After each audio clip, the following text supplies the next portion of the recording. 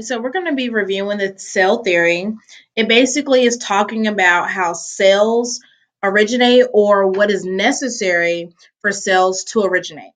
All right. So the first thing that we have is that all living things have cells. Okay. They have to be made up of cells or they're made of cells. So that's like the definition of something being alive, is that it is made of cells. Okay. The second thing is that cells are responsible for carrying out everything that you do in this world. To eat, to eating, to breathing, to sleeping, to moving, to everything is necessary to support your life, like your pets' lives, the grass, the trees, the flowers, and everything like that. And the third thing, cells come only from other living cells. And so, so in order to get a new cell, it has to originate from one that was already there. So basically, the cell theory to be aware of is to sort basically defines how cells come about and their purpose in whole.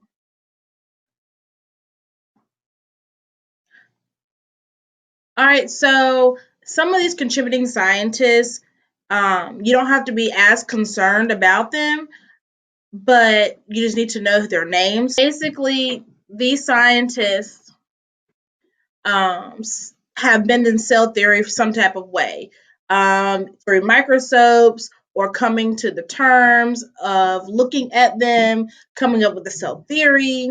They're the ones that are associated with this. Okay. So there's two different types of cells.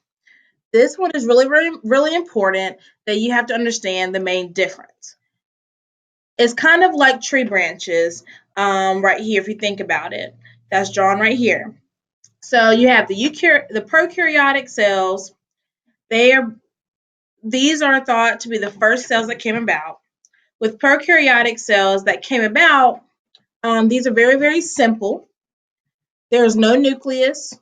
All that DNA, the hereditary material, just hanging out inside the cell. And some examples would include archaea, and bacteria. So just think about how simple bacteria is, and it's very simple little cell, not very complex. The other main branch is called eukaryote or eukaryotic cells, and that's going to define all of us. Anything that you know, cats, dogs, birds, trees, and flowers, and everything were eukaryotic, were more complex organisms, and they're more complex cells. But it is believed that the eukaryotes evolved from the prokaryotic cells. Eukaryotics have the nucleus, the hereditary material, that DNA is, or DNA is contained inside the nucleus. It's not just free floating, it's contained inside that nucleus. And of course, you see all the examples are pretty much everything. So the animals, the plants that we're going to talk about, like protists, a little bit, are not more, but not right now, but everything else pretty much on the planet will be defined as a prokaryotic cell. All right, so let's go through the cell organelles and all the different pieces. It's just start of a cell organelle, like think of a little organ inside of a cell. That's exactly what it is, and it performs a specific function. So like your heart performs a function or your brain performs a certain function in your body, so does organelles inside of a cell. They perform very specific functions. All right, so the famous cell wall. So it's only found surrounding plant, fungal, or bacterial cells. So none of you on your tests on cells are going to tell us that you, as a human being, have a cell wall. You don't have a cell wall. You're not rigid. You're not straight up like this. We're more gooey. And we have a texture, like a jello-y like texture. Plants are more like that. okay? Made of cellulose, they're rigid, strong, and stiff. They provide support and protection for the cell, okay? Think about you in a tree. You punch a tree, chances are you're going to get hurt, okay? So on your chart, it gives you a place to put this organelle in terms of a city. And for us, a cell wall is going to be like a wall that's around the medieval city. So think of the medieval wall as a cell wall. All right, now we have the cell membrane. They're found in both the plant and the animal cells. It surrounds all the cells. In a plant cell, it lies beneath the cell wall. In animal cells, it is the outer boundary. Okay. So for animal cells, it's the only protection that it has. It provides the cell with protection, control of movement of the material in and out of the cell, supports, maintains the condition of the cell. So it's like a doorway. It's going to help the cell keep going because it's going to allow things in and out. And it's going to maintain that cell. So if it needs oxygen, it's going to let the oxygen come in. But if it needs to get rid of trash, the trash is going to go out. So we can think of it like a nucleus. Okay. So it's like the border of our city. Okay. All right, so the nucleus, okay? This is usually the brain of the cell. Basically, it's controlling everything that goes on. Every activity in your cells is controlled by the nucleus. If you want to think about it like the mayor's office of a city, okay? All right, so the cytoplasm. Sorry. So it's gelatin is going to be found in both the plant animal cells. It's going to be like a cushion, everything in which is going to allow for all of these organelles to sort of not bounce into each other, and is going to allow things to easily travel through. So you can see on the picture here, it's that yellow picture there, and that allows all these different organelles to float and throughout the cell. Okay, and it's like the sidewalks that are found throughout the cell. All right, our Golgi apparatus. You might also see it known as the Golgi body. Okay, it's found in both the plant animal cell as well. It looks like flattened stacks of membranes, like pancakes. Processes and packages the molecules like lipids, which are fats, and proteins that are made by the cell. So think of it like the post office or UPS, and they're going to put all that stuff inside of a box and then put the shipping label on it so we get ready to go package out. That's what the Golgi apparatus does for our cell. Okay, packages everything up and it's getting ready to go. Our ribosomes are found in both of the plant animal cell as well. It can be attached to the endoplasmic membrane or floating free in the cytoplasm. And this produces proteins. So if your body needs something, a protein maybe for your hair or something like that, these ribosomes are responsible for making or producing those proteins. All right, it's like the brick yard that supplies a city with what it's made of. We're made of proteins, so it's supplying us with those proteins that we need to keep our nice, beautiful, shiny hair or our longer nails. Okay, and you can see that picture right there, the proteins floating throughout.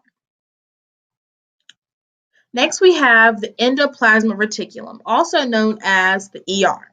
All right, they are found in both the plant animal cells.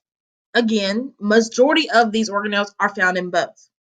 Now, this is going to move through stuff through the cell. So we have to have the Golgi body that packages everything up. The ribosomes make the proteins and is going to package all of this pretty stuff up, and the ER is going to move it. It's transporting it around, okay? It's a network of tubes. It transports materials throughout the cell. There's two different types, though, okay? We have a smooth ER that has no ribosomes, Then we have the rough ER. It's covered with the ribosomes. All right, it's like the city's highway system, or think of it like a conveyor belt. It's moving things along. Okay. The mitochondria, found in the best planet animal cell. It looks like a jelly bean. So whenever you see an example of a mitochondria in a cell, you can always remember it looks like a jelly bean. And this mitochondria breaks down the sugar molecules to release unusable energy.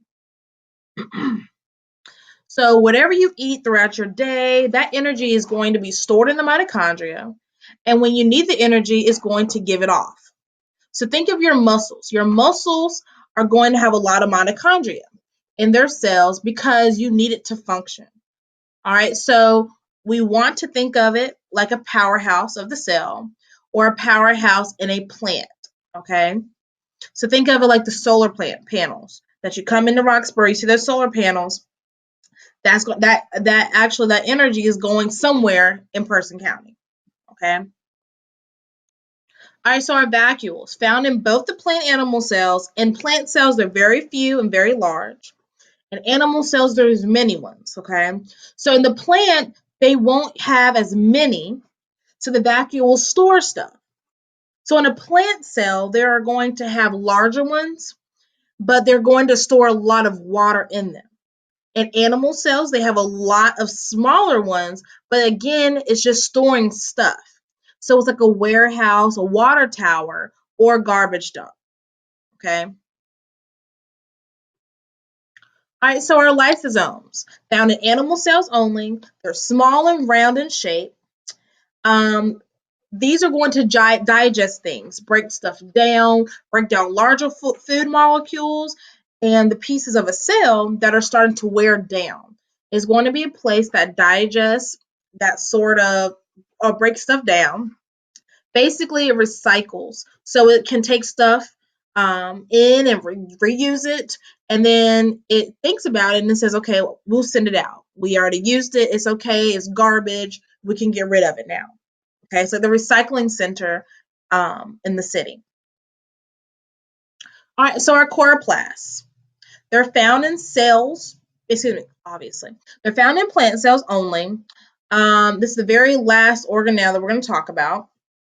So no one is going to tell us that you have a chloroplast. Otherwise, you're looking awfully green. This is only found in plant cells. Okay, they're oval shaped. They're like a watermelon. They're green in color due to that chlorophyll, and it uses energy from the sun to make its food for the plant. Okay, so remember, it's going to get its energy through photosynthesis, where it's going to absorb all that energy from the sun, and it's going to create its own food to nourish itself. It's like the solar panels of a city's building. Okay, so this is the last organelle we're going to talk about. If you have any questions, please ask myself or Mr. Baldwin.